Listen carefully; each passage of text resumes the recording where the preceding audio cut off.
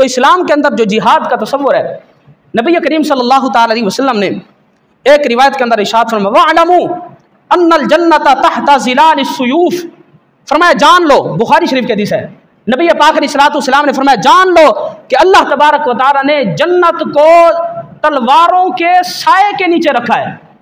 यानी जो शख्स अल्लाह की राह में जिहाद करता हुआ शहीद हो जाता है, अल्लाह तबारक व तआला सीधा उसको जन्नत अता फरमाता है। और इसी तरह आखिरी रिवायत सुने, नबी पाक सल्लल्लाहु ताला अलैहि वसल्लम ने इरशाद फरमाया जिस शख्स के दिल में सारी जिंदगी कभी भी शहादत की तमन्ना पैदा ना हुई, हुजूर अलैहिस्सलाम ने फरमाया वो मुनाफिकत की मौत मरेगा।